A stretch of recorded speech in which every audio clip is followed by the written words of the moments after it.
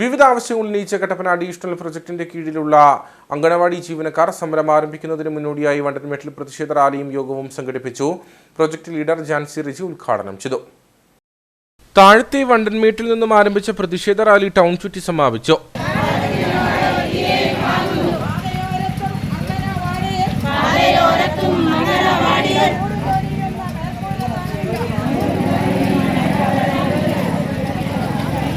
അംഗനവാടി ജീവനക്കാരുടെ നിയമനം സ്ഥിരപ്പെടുത്തുക, വർക്കർക്ക് 25,000 രൂപയും ഹെൽപ്പർക്ക് 20,000 രൂപയും ശമ്പളം വർദ്ധിപ്പിക്കുക, TA അനുവദിക്കുക, ഫെസ്റ്റിവൽ അലവൻസ് വർദ്ധിപ്പിക്കുക, പെൻഷൻ അനുവദിക്കുക, ജോലിയിൽ നിന്നും വിരമിക്കുമ്പോൾ ഏറ്റവും കുറഞ്ഞത് 5 ലക്ഷം രൂപ വീതം അനുവദിക്കുക തുടങ്ങിയ ആവശ്യങ്ങളാണ് ജീവനക്കാർ മുന്നോട്ട് വയ്ക്കുന്നത്.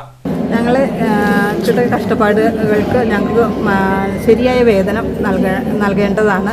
ഞങ്ങളെ ഗവൺമെൻറ് ജീവനക്കാരായിട്ട് അംഗീകരിക്കണ ലാസ്റ്റ് ഗ്രേഡിന് നൽകുന്ന ഒരു സാലറി ഞങ്ങൾക്ക് നൽകേണ്ടതാണ്. ഞങ്ങളുടെ കയ്യിൽ വരുന്ന കുഞ്ഞുങ്ങളെ ഞങ്ങൾ പൊന്നുപോലെയാണ് സംരക്ഷിക്കുന്നത്.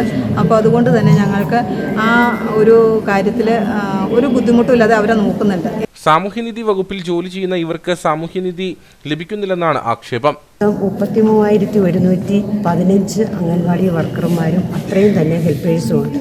അപ്പോൾ ഇത്രയും പേരുടെ ആവശ്യങ്ങളാണ് ഞങ്ങൾ ഇന്നിവിടെ ഈ അവസരത്തിൽ ഞങ്ങൾ പറയാൻ ആഗ്രഹിക്കുന്നത്. കാരണം നമ്മുടെ ഈ വേതനം കൊണ്ട് നമുക്ക് ജീവിക്കാൻ പറ്റത്തില്ല. ഇന്ന് എവിടെ ഇറങ്ങിയാലും ഒരു 18,000 രൂപ അതിൽ കൂടുതൽ സർക്കാർ ശമ്പളമുള്ള ജോലികളിലാണ് ആൾക്കാർ കൂടുതലും. ഒരു കൂലിപ്പണിക്ക് പോകുന്ന ആൾക്കാർക്ക് പോലും ഒരാഴ്ചയിൽ 3,000 രൂപ കിട്ടും. ഞങ്ങൾക്ക് കിട്ടുന്നത് വെറും 333 രൂപ അടുത്തുള്ള ഒരു ചെറിയൊരു തുകയാണ് കിട്ടുന്നത്. സർക്കാരിൻ്റെ വിവിധ വകുപ്പുകളിൽ നിന്നുള്ള എല്ലാ ജോലികളും ഏൽപ്പിക്കും. കാരണം അംഗൻവാടിക്കാരെ ഏൽപ്പിച്ചു കഴിഞ്ഞാൽ അവരത് കൃത്യമായിട്ട് ചെയ്തു തരും, കൃത്യമായിട്ട് കൃത്യസമയത്ത് ചെയ്തു തരും. ഇതാണ് അവരുടെ ധാരണ. സമൂഹത്തിൽ ഏറ്റവും താഴേക്കിടയിൽ നിന്നുകൊണ്ട് അവശതയെ അനുഭവിക്കുന്ന ഒരു വിഭാഗമാക്കി മാറ്റാൻ കേന്ദ്ര സംസ്ഥാന സർക്കാരുകൾ ശ്രമിക്കുകയാണെന്ന് യോഗം ഉദ്ഘാടനം ചെയ്തുകൊണ്ട് പ്രോജക്ട് ലീഡർ ജാൻസി റിജി പറഞ്ഞു.